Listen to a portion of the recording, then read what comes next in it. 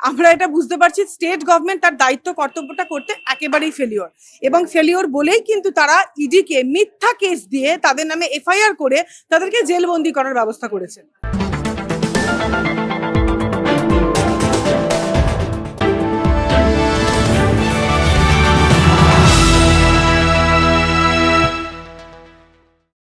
নির্বাচনের মুখে I-PAC red ঘিরে প্রশ্নের পাহাড়, কোর্টে বারবার শুনানি পিছনো, কয়লা কেলেঙ্কারির পুরনো মামলা হঠাৎ সক্রিয় হওয়া এবং রেড চলাকালীন মুখ্যমন্ত্রীর ভূমিকা, সব মিলিয়ে এই তদন্ত কি আইনি প্রক্রিয়া নাকি রাজনৈতিক কৌশল? কলকাতা হাইকোর্টের আইনজীবী সংযুক্তা আইনের দৃষ্টিতে ব্যাখ্যা করলেন এই জটিল প্রশ্নগুলির।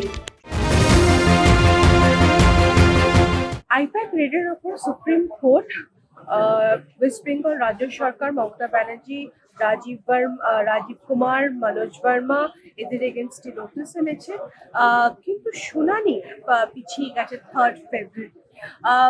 কলকাতা হাইকোর্টে আমরা দেখলাম ইডি অ্যাডজার্নমেন্ট নিয়েছে। কোথাও কি সময় কেনাকিনির একটা ব্যাপার চলছে?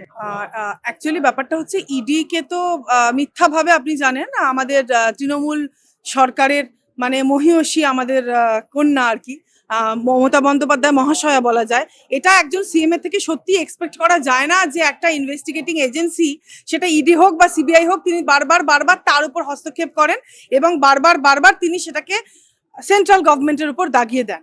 আমরা এটা বুঝতে পারছি স্টেট গভর্নমেন্ট তার দায়িত্ব কর্তব্যটা করতে একেবারেই ফেলিওর, এবং ফেলিওর বলেই কিন্তু তারা ইডিকে মিথ্যা কেস দিয়ে তাদের নামে এফআইআর করে তাদেরকে জেলবন্দি করার ব্যবস্থা করেছে। সেই মর্মে মাননীয় সুপ্রিম কোর্ট, আমাদের অ্যাপেক্স কোর্ট, সেটা কিন্তু সবসময় মানুষের পার্সোনাল লিবার্টি এবং রাইটকে প্রোটেক্ট করে। সাংবিধানিক যে সুরক্ষা আমাদের আর্টিকেল 21 দ্বারা আমাদের সংবিধান যে সুরক্ষাটা আমাদের দিয়েছে, সেটাকেই শুধুমাত্র কায়েম করা। একজন ইনভেস্টিগেটিং এজেন্সি সে তার কাজ কোনো রকম ভয় বা থ্রেটের শিকার হয়ে করবে না, সে নির্ভীকভাবে যাতে তার কাজ করতে পারে, সেটা যে কোনো ইনভেস্টিগেটিং এজেন্সিরই কিন্তু প্রাপ্য, এবং তারা কিন্তু সেইটা মাথায় নিয়ে একটা সার্ভিস হোল্ড করেন। তো সেই মর্মে অবশ্যই মাননীয় সুপ্রিম কোর্ট, আমাদের অ্যাপেক্স কোর্ট, তার ডিসিশন সকলের মানে সবার উপরে, তার উপরে কোনো কথা হতে পারে না, হাইয়েস্ট কনস্টিটিউশনাল বডি। তো সেই ক্ষেত্রে দাঁড়িয়ে অবশ্যই মাননীয় সুপ্রিম কোর্ট যেটা অর্ডারটা করেছেন সেটা ঠিক করেছেন, এবং সুপ্রিম কোর্টের অর্ডারের কারণেই কিন্তু এখন মামলাটা স্থগিত হয়ে রয়েছে। সেই কারণেই সে স্থগিত হয়ে থাকার কারণেই কিন্তু আজকে মানে ইডির স্থগিতাদেশ নেওয়া এবং অ্যাডজর্নমেন্টটা চাওয়া। আর অ্যাডজর্নমেন্ট দিতে বাধ্য হাইকোর্টের টেকনিক্যাল ব্যাপার, তো অ্যাডজর্নমেন্টটা ইস্যু নয়। ইস্যুটা এটাই যে আজকে যে এই যে ফাইল থেকে শুরু করে এতগুলো নথি থেকে শুরু করে এতগুলো, সর্বোপরি ইলেকট্রনিক এভিডেন্সেস যেগুলো, দেখো ইলেকট্রনিক এভিডেন্সের কিন্তু একটা বিরাট বড় ভূমিকা থাকে। আমাদের আইটি অ্যাক্টের ক্ষেত্রে জানি, আমাদের যে কোনো ক্রাইমের ক্ষেত্রে আমরা জানি ইলেকট্রনিক এভিডেন্সের কিন্তু একটা বিরাট বড় ভূমিকা থাকে। তো সেই ইলেকট্রনিক যে এভিডেন্সটা, সেটা তিনি কেন ট্যাম্পার করেছেন? তিনি তো সেই ট্যাম্পারটা করেই দিয়েছেন আলটিমেটলি। তারপরে আমরা দেখতে পাচ্ছি আমাদের রাজ্যকেও কিন্তু একটা কড়া বার্তা দিয়েছে আমাদের মাননীয় অ্যাপেক্স কোর্ট, মাননীয় মহামান্য সুপ্রিম কোর্ট। তো আমরা সবসময়, আমরা আইনের ছাত্রী, আইনের রক্ষক, আমরা মাথা পেতে নেব, আইনকে সকলের উপরে রাখি। আমাদের ভারতবর্ষের আইন জাত পাত, কাস্ট, ক্রিড, রিলিজিয়ান, সর্বোপরি মানুষের অধিকারকেই সুরক্ষিত করে। এই ক্ষেত্রে ইডি যারা আজকে মানে আধিকারিক, তারাও আলটিমেটলি সংবিধানের মধ্যেই আসছেন, তারা সেই চাকরিটা করছেন। তাই তাদের চাকরিটা করা অবস্থায় তাদেরকে যে থ্রেট এই স্টেট গভর্নমেন্টের তরফে দেওয়া হয়েছে, সেটার এক প্রকার অবসান হলো, মানে আইনের জয় হলো আমরা বলবো। এবং এই যে আইপ্যাক টিম, এই যে আইপ্যাক যে হাওয়ালার মাধ্যমে এতগুলো টাকা পাঠাতো আজকে টিএমসির গভর্নমেন্টের কাছে, এবং সেখানে কয়েক কোটি টাকার ব্যাপার, ইভেন ইডি নোটিফিকেশনটাতেও কিন্তু বলেছেন, একদম মেনশন করে বলেছেন যে এত কোটি টাকা। তো সেই জায়গাটা অবশ্যই আমরা চাই যে জাস্টিসটা আমরা চাই মানুষের জন্য, এবং তিনি যাতে ফার্দার যে জিনিসগুলো তিনি নিয়ে গেছেন মানে মাননীয়া এবং তার দলদাস পুলিশ, তারা যাতে সেই জায়গাটা ফেরত দেয়। অবশ্য এখন তো টেকনিক্যালি সেটা ম্যানিপুলেট করে নেওয়া এবং এভিডেন্স ট্যাম্পারিং করাটা তো খুবই সহজ ব্যাপার, এবং এভিডেন্স ট্যাম্পারিং ছাড়া এটাকে কি বা বলবো। একজন ইনভেস্টিগেটিং এজেন্সি সে তার কাজটা যখন ডিউটি যখন তার ডিসচার্জ করছে, ইনফরমেশনের মাধ্যমে সে মানুষের যে টাকা তছরূপ হয়েছে, মানুষের যে করের টাকা, সেই তছরূপটাকে তো আটকানো, মানে আলটিমেটলি তো আমরা ট্যাক্স পে করি, আমরা তো ট্যাক্স পেয়ার, তাহলে আমরা কি চাইবো আমাদের কষ্টের ট্যাক্সের টাকাটা কোথায় যাচ্ছে সেটা আমরা জানতে বাধ্য। সেই টাকাটা যে এতগুলো দুর্নীতিগ্রস্ত মানে প্রতিষ্ঠান খেয়ে নিচ্ছে, মানে কোটি কোটি টাকা, 100 কোটি, মানে তারও বেশি অ্যামাউন্ট হতে পারে, তো সেটার ইনভেস্টিগেশনের যে রেড, সেটা পার্ট অফ ইনভেস্টিগেশন। একজন ইডির মতন একটা সংস্থা সে কিভাবে ইনভেস্টিগেশন করবে সেটা আমরা কখনোই বলে দিতে পারি না, আমরা ন্যারেট করে দিতে পারি না। সেটা পুরোপুরি সেই ইনভেস্টিগেটিং এজেন্সি দেখবেন, তারাই সর্বে সর্বা সেই ক্ষেত্রে। তো তাদের একজন ইনভেস্টিগেটিং অফিসারের এবং ইনভেস্টিগেশন এজেন্সির যে স্যাংটিটিটা, সেই স্যাংটিটিটা যে মানে স্যাংটিটি বাংলা বললে যেটা হয় তাদের যে মানে সম্মানটা, এক কথায় বলা যায়, সেই সম্মানটা বজায় রেখেছেন আমাদের দেশের সর্বোচ্চ কোর্ট, মাননীয় সুপ্রিম কোর্ট। সেই মর্মে আমরা আবারও মাথা নত করি আইনের কাছে এবং আমরা সবসময় সেটা মাথা পেতে নেব। এই ক্ষেত্রে মাননীয় সরকারেরও কিছু বলা নেই। The thing is completely apolitical. একটা অ্যাপলিটিক্যাল জিনিসকে, অরাজনৈতিক জিনিসকে যদি বারবার রাজনীতির মোড়কে মোড়ানোর চেষ্টা হয়, সেই ক্ষেত্রে তো সত্যিই বোঝা যায় যে রাজ্য সরকারের দুর্নীতিটা অ্যাকচুয়ালি কোথায় চলছে। মানে এখানে পুরোপুরি ঘুঘুর বাসা। তাই ঘুঘুর বাসাটাতে ঢিল পড়েছে বলেই হয়তো তাদের এইভাবে ফাইল থেকে শুরু করে ডকুমেন্টস গুলো ট্যাম্পার করা এবং ইলেকট্রনিক এভিডেন্স গুলো নষ্ট করা, এটা করার চেষ্টা।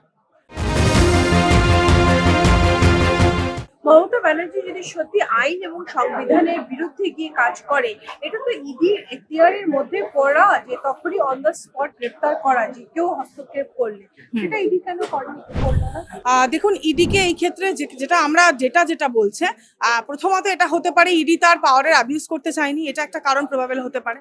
নাম্বার 2, এটা হতে পারে যে যখন মাননীয় এইভাবে এভিডেন্স গুলো ট্যাম্পার করে লুটে নিয়ে চলে আসছেন, সেই মুহূর্তে দাঁড়িয়ে ওদের মানে আজকে আমরা জানি রাজ্যের পুলিশ সংখ্যা কতটা। আজকে নবান্নে একটা যদি শান্তিপূর্ণ মিছিল হয় কারোর চাকরি রক্ষার অধিকারতে বা কারোর পেটের ভাত চলে যাচ্ছে তার মানে খুঁটিটাকে মজবুত করার জন্য, তখন আমরা দেখি গোটা রাজ্যের প্রতিটা ডিস্ট্রিক্টের পুলিশ এসে নবান্নে এসে ধর্ণা দেয় তাদের ডিউটি ছেড়ে। তাহলে তখন কি রাজ্যের এই এতগুলো এলাকায়, এতগুলো জায়গায়, তখন কি তাহলে ল অ্যান্ড অর্ডার মেনটেন হয় না? তখন কি কোনো ক্রাইম হয় না?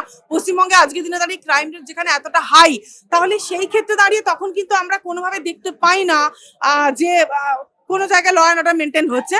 বরঞ্চ মাননীয়াকেই প্রোটেকশন দিতে এবং সর্বোপরি সেই মিছিলটাকে অবরোধ করতে, মানুষের যে সাধারণ মানুষের যে গলার ভয়েস, সেটাকে টুটে টিপে বন্ধ করার জন্য বসে থাকেন এই রাজ্যের দলদাস পুলিশগণ, যারা 12 মাসে 14 মাসের ভাতা পান।